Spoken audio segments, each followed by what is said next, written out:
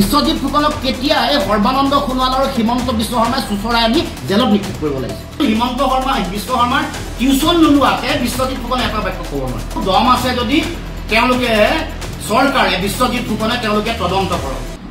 গোটেই বিষয়টো আমি ইতিমধ্যে ৰাইজক কৈছো যে এই এপেক্স বেংকৰ আজি যিটো অৱস্থা, এপেক্স বেংকত ব্যাপক দুৰ্নীতি, কেলেংকাৰী, স্বজন তোষণ এইবোৰ কৰাৰ মূল খলনায়কগৰাকী হ'ল বিশ্বজিৎ ফুকন, যাৰ কাৰণে বিশ্বজিৎ ফুকনৰ বাজাজকে ধৰি হিমন্ত বিশ্ব শৰ্মাৰ নিৰ্দেশনা মৰ্মে গোটেই কাম কাজ কৰাৰ কাৰণে আজি এপেক্স বেংকৰ এই অৱস্থা হৈছে। যোৱাকালি যিটো বিষয় উত্থাপন কৰিছে যে আছুক কোনোবাই দিয়া এখন চেক এখন যদি ক্লিয়াৰ নোহোৱাকে এপেক্স বেংক কৰ্তৃপক্ষই যদি আছুক টকাটো দিছে উলিয়াই লৈ যাবৰ কাৰণে, তাৰ কাৰণে দোষী কোন? বিশ্বজিৎ ফুকন MD।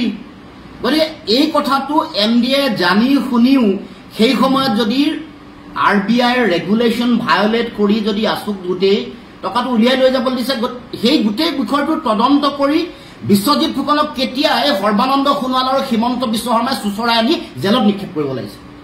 এনেকুৱা ধৰণৰ নীতি বহিৰ্ভূতভাৱে যদি কাম বেংক কৰ্তৃপক্ষই কৰিছে, কাৰণ এই গোটেই কামটোৰ লগত এখন চেক জমা হয়, চেকখন ক্লিয়াৰ নোহোৱাকে যদি আছুক পইচা উলিয়াই লৈ যাব দিছে, তেতিয়াহ'লে তদন্তৰ মূল দায়িত্ব তেওঁলোকে ল'ব লাগিব। মানুহক বিভ্ৰান্ত নকৰিবৰ কাৰণে বিশ্বজিৎ ফুকনক সকীয়াই দিব কৈছো। সেই সময়ত তেওঁলোকে RBI ৰেগুলেশ্যনৰ মতে এনেকুৱা ধৰণৰ টকা পইচা আছুৰ পইচা উইথড্ৰ কৰোঁতে তেওঁলোকে এটা ফাইন লৈ এটা পাৰ্চেণ্টেজ পইচা লৈ এই পইচা উইথড্ৰ কৰিবলৈ দিয়ে। এই গোটেই টকা পইচা আছুৰ সভাপতি আৰু সাধাৰণ সম্পাদকৰ স্বাক্ষৰতহে আছুলে অহা ধনৰাশি, আছুলে চেকত অহা ধনৰাশি উইথড্ৰ কৰা হয়। গতিকে ইয়াত লুৰিণ গগৈ কেতিয়াও পইচা উইথড্ৰ কৰিব নোৱাৰে। এই কথাৰে তেওঁ এটা উদ্দেশ্য প্ৰণোদিতভাৱে এই কামটো জনমানসত হেয় প্ৰতিপন্ন কৰিবৰ কাৰণে এই কাম কৰিছে। তেওঁ লক্ষ্যটো চাব, তেওঁ কাক লক্ষ্য কৰি লৈছে। আগতে তেওঁ বড়ো বিদ্বেষী কথা বুলি কৈ দিলুৱাৰ হুছেইনক লক্ষ্য কৰি লৈছিলে। এইবাৰ তেওঁ লক্ষ্য কৰি লৈছে আমাৰ সন্দিকৈ উপাধিৰ যিগৰাকীয়ে লিখিছে, তাৰপিছত লুৰিণজ্যোতি গগৈ, গৌৰৱ গগৈ, হীৰেণ গোহাঁই। তাৰমানে সাম্প্ৰদায়িক ৰহন হানি এটা সাম্প্ৰদায়িক দৃষ্টিভংগীৰে কোনোবা এটা জাতি সত্তাক লক্ষ্য কৰি বিদ্বেষী মন্তব্যৰে এই কামটো কৰিছে। ভূপেন বৰাৰ নামটো কোৱা নাই। তাৰমানে এই যে নিজ মানসিকতা আছে বিশ্বজিৎ ফুকন বা বিজেপি দলৰ, আৰু তেওঁ এই গোটেই কথাটো তেওঁ নিজে কোৱা নাই। হিমন্ত বিশ্ব শৰ্মাৰ ডিক্টেশ্যন মতে, এইটো হিমন্ত বিশ্ব শৰ্মাৰ টিউচন নোলোৱাকে বিশ্বজিৎ ফুকনে এটা বাক্য ক'ব নোৱাৰে। গতিকে এইটো স্পষ্ট যে আজি যদি কিবা তেওঁলোকে এনেকুৱা ধৰণৰ ৰেগুলেশ্যন ভায়োলেট কৰি আছুক তেওঁলোকে টকা উইথড্ৰ কৰিবলৈ দিছে, তাৰ কাৰণে দোষী বিশ্বজিৎ ফুকন। বিশ্বজিৎ ফুকনৰ বিৰুদ্ধে তদন্ত হ'ব লাগে আৰু তেওঁক তাৎক্ষণিকভাৱে জেললৈ পঠাব লাগে। আৰু এই গোটেই প্ৰক্ৰিয়াটোত প্ৰত্যাহ্বান জনাইছো, দম আছে যদি তেওঁলোকে চৰকাৰে বিশ্বজিৎ ফুকনে তেওঁলোকে তদন্ত কৰক। আজি বিশ্বজিৎ ফুকনক প্ৰত্যাহ্বান জনাইছো, সাহস আছে যদি, দম আছে যদি এপেক্স বেংকৰ কেলেংকাৰী যিটোত তেওঁ জড়িত, বিধি বহিৰ্ভূতভাৱে বাজাজক পইচা দিছে, বিধি বহিৰ্ভূতভাৱে বেলেগক পইচা দিছে, এইবোৰৰ তদন্ত কৰক। তদন্তৰ আওতালে সকলোকে আনিবৰ কাৰণে তেওঁ প্ৰচেষ্টা হাতত লওক, তেওঁ তদন্ত কৰিবৰ কাৰণে ব্যৱস্থা গ্ৰহণ কৰক। এইটো কথা হয়তো বহুতে নাজানে যে শেহতীয়াকৈ কিছুমান তথ্য পাতি ওলাইছে। বিশ্বজিৎ ফুকনৰ এটা ৱেব পৰ্টেল আছিলে, নাম স্কাই টিভি নে স্কাই কিবা বুলি, স্কাই নেটৱৰ্ক নে স্কাই টিভি। এই যে শেহতীয়াকৈ কিছুমান আছুক সম্পৰ্কীয় কিছুমান তথ্য পাতি ওলালে, গোটেইবোৰ বিশ্বজিৎ ফুকনে প্ৰিণ্ট আউট উলিয়াই স্কাই টিভিৰ এগৰাকী সাংবাদিকৰ হাতত এই গোটেই তথ্য পাতিবোৰ ৰাখিছিল। লক্ষ্য আছুক বদনামী কৰা।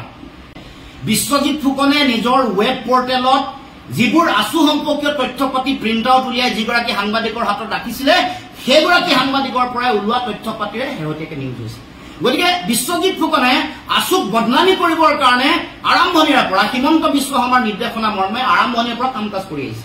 গতিকে শেহতীয়াকৈ আছুৱে এপেক্স বেংকত জমা হোৱা টকা পইচা উইথড্ৰ কৰা কথাটোত তেওঁলোকে নিয়মমতে তেওঁলোকে ফাইন লৈ টকা উইথড্ৰ কৰিব দিছে। যদি RBI ৰেগুলেশ্যন ভায়োলেট কৰি তেওঁলোকে টকা দিছে কাৰোবাক, কোনোবা এজেঞ্চিক আছুকে ধৰি কাৰোবাক কাৰোবিক, তেতিয়াহ'লে তাৰ কাৰণে দোষী বেংক কৰ্তৃপক্ষ, তাৰ কাৰণে দোষী বেংকৰ চেয়াৰমেন বিশ্বজিৎ ফুকন। গতিকে বিশ্বজিৎ ফুকনকে অতদিনে ইমান দিনে সৰ্বানন্দ সোণোৱাল আৰু হিমন্ত বিশ্ব শৰ্মাই কিয় চুচৰাই জেললৈ নিক্ষেপ কৰা নাই, আমি আচৰিত হৈছো। যে যদিহে এনেকুৱা ধৰণৰ RBI ৰেগুলেশ্যন, কাৰণ RBI ৰেগুলেশ্যনখন আছুৰ চলে নাহে, RBI ৰেগুলেশ্যন আহিব বিশ্বজিৎ ফুকনৰ ওচৰলৈ।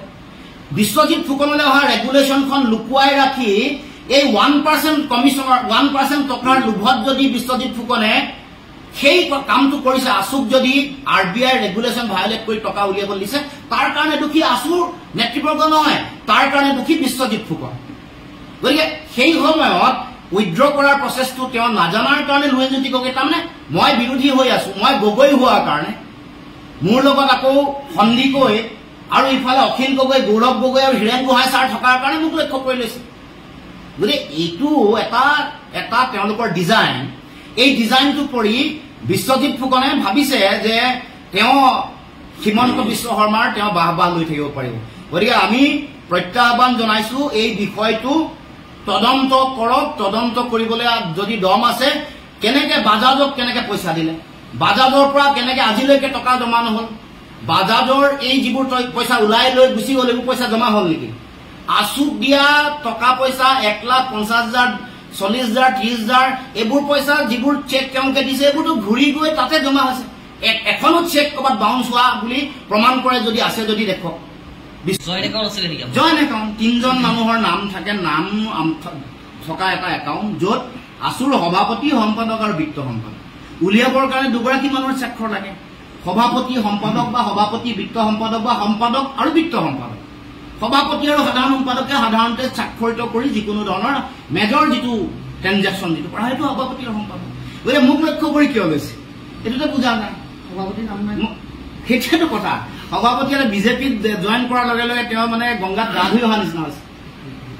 গতিকে এইবোৰ কথা মানে এই গোটেই কথাটোৰ কাৰণে বিশ্বজিৎ ফুকনেই এপেক্স বেংকৰ আজি যে এই অৱস্থা তাৰ কাৰণে জগৰীয়া বিশ্বজিৎ ফুকন। আমাৰ জাতীয় সম্পদ হিমন্ত বিশ্ব শৰ্মাৰ লগত কি সম্পৰ্ক আছে নাজানো, নে বাগানবোৰে চোৱা চিতা কৰে নেকি? হিমন্ত বিশ্ব শৰ্মাৰ পত্নীৰ নামত থকা গোলাঘাটৰ ধনশিৰি মহকুমাৰ বাগানবোৰে চোৱা চিতা কৰে কাৰণে বিশ্বজিৎ ফুকনৰ কাৰণে প্ৰতি ইমান মুখ্যমন্ত্ৰী দৰৱ নেকি?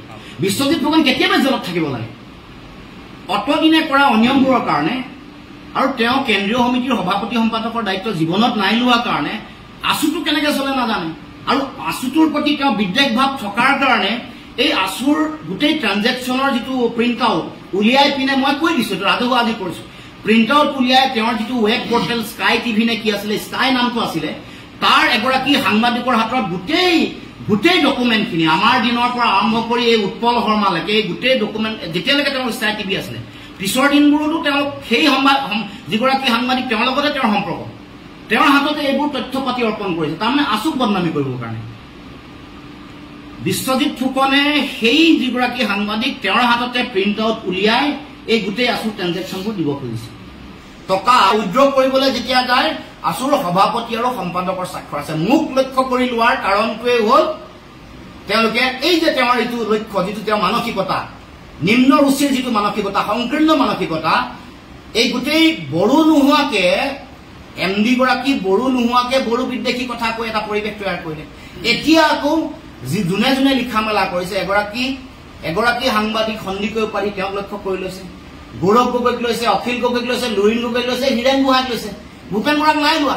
তাৰমানে যিটো সংকীৰ্ণ নিজ ঠেক মানসিকতা, যিটোৱে অসমত বিভাজন কেন্দ্ৰিক কথা এটা কৰিব পাৰে, যাৰ আগত বড়ো কেন্দ্ৰিক কথাটো কৈছিল, এইবাৰ আকৌ বেলেগ জাতীয় সত্তাক লক্ষ্য কৰি সংকীৰ্ণ বিভাজনকামী লক্ষ্য লৈ বিশ্বজিৎ ফুকনে কথা বতৰাবোৰ কৈছে। মানে আমি জগৰীয়া নহয়, যে আছুটো জগৰীয়া নহয়, আছু সভাপতি সম্পাদক জগৰীয়া যদি বে নিয়মত যদি টকা দিয়া তেওঁ যিটো কথা কৈ আছে, আছুৱেতো দণ্ডি পইচাটো লোৱা নাই, আছুৰ এখন চেক জমা হয়, চেকখন জমা হোৱাৰ পিছত চেক ক্লিয়াৰ নোহোৱাকে যদি পইচা উইথড্ৰ কৰিবলৈ তেওঁক মতে যদি দিছে, তাৰ কাৰণে বিশ্বজিৎ ফুকন জগৰীয়া। বিশ্বজিৎ ফুকনক অতদিনে সৰ্বানন্দ সোণোৱাল আৰু হিমন্ত বিশ্ব শৰ্মাই চুচৰাই নেকি জেললৈ ভৰোৱা নাই? এইটোহে আমাৰ প্ৰশ্ন, যাৰ কাৰণে আজি এপেক্স বেংকটো এনেকুৱা এই অৱস্থালৈ আজি গতি কৰিছে। তেওঁৰ কাৰণে তেওঁৱে যি কথা, এই যদি এই যে বাজাজকে ধৰি যিবোৰ অনিয়ম চলি আছে সেইবোৰ জগৰীয়া তেওঁ। গতিকে নিজৰ গোটেই দুৰ্নীতি, নিজৰ যিটো মানে অনিয়ম কেলেংকাৰী ঢাকিবলৈকে তেওঁ এতিয়া আছুক লক্ষ্য কৰি লৈছে।